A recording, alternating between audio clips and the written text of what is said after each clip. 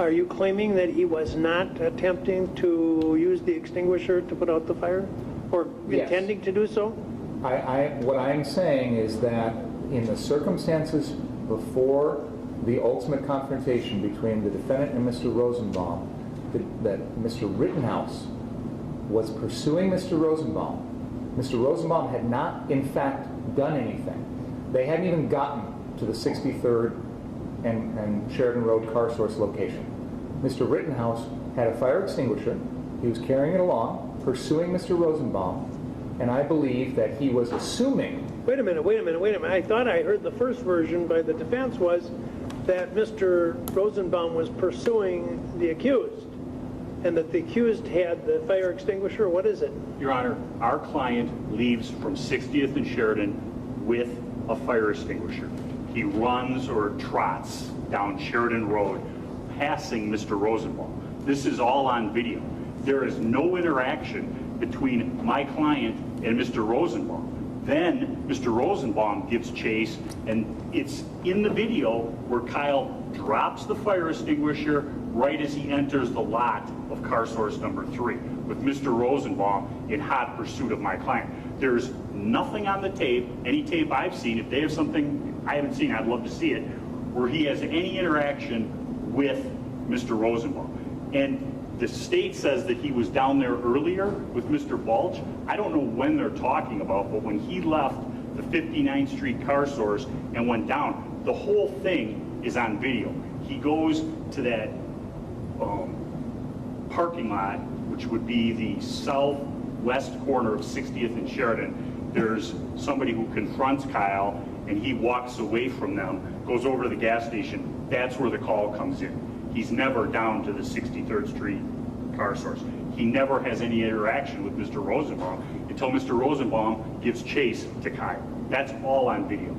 That is actually not, and I'll submit that Mr. Richards is right. He hasn't seen what I'm referring to, although he's got access to it. But on this particular evening, the FBI had a fixed-wing aircraft hovering above Kenosha. We have the footage from that. Counsel can obtain it from Joint Services. I emailed counsel a few weeks ago and let him know about it. Yesterday. What it shows... Yesterday. No, I can pull up the email, Mark. I emailed you several weeks ago and let you know about it. The video is an infrared video, and what it shows is let's get settled when you sent it to him. I haven't received it yet. We're picking it up after today's hearing. But I mean, when were you notified that it's available? I emailed Mr. Richards on September 3rd. September 3rd, Your Honor, and this was also emailed to me directly. Okay. And I was out of the office. Go ahead. What that footage shows, and it's an infrared video because this is nighttime, so infrared is the best way to capture what's going on.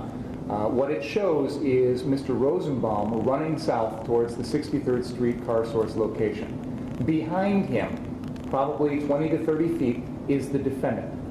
Mr. Rosenbaum, upon reaching that location, immediately runs near a parked car. Mr. Rittenhouse follows him, runs to the other side of that parked car, and appears to turn and confront Mr. Rosenbaum. I will note that where Mr. Rittenhouse stops near that parked car is exactly where that fire extinguisher is later found. Okay?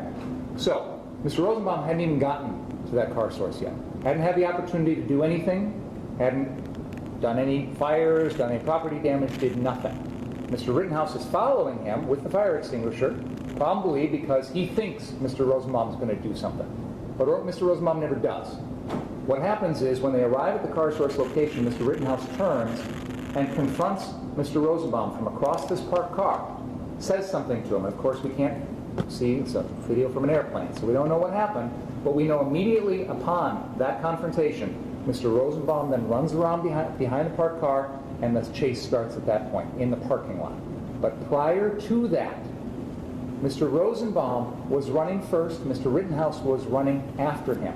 And I would note, he's running after him with an AR-15 rifle, openly displayed. And Mr. Rosenbaum at no time has a weapon in this entire incident. We know this because obviously the defense wanted to introduce that he was trying to get a weapon. So he never had a weapon at any point.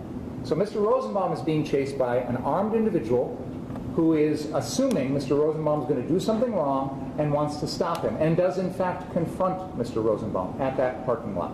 That is the context here. And the FBI video gives us the context here that we didn't previously have. Okay, and you said that Mr. Rosenbaum then circled the car, and then the chase began, and who's chasing whom? At that point, then, Mr. Rosenbaum goes around behind the car, starts to chase Mr. Rittenhouse. They run into the street briefly, then cut across the car source parking lot. It's at that point that Mr. Rosenbaum throws that plastic bag towards Mr. Rittenhouse.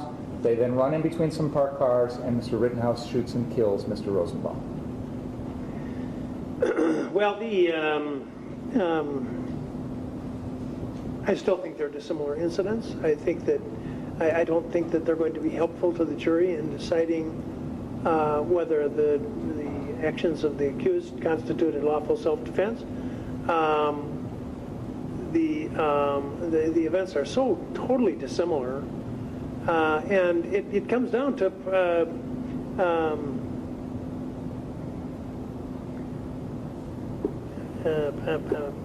proclivity, that's not the word I want, but propensity, thank you, propensity evidence to show that he's a violent vigilante, and he's going to act in accordance with what a violent vigilante will do, and the incidents are so dissimilar, it seems to me that, but on this one I think I'm going to withhold a final decision with a bias towards refusing the receipt of the evidence.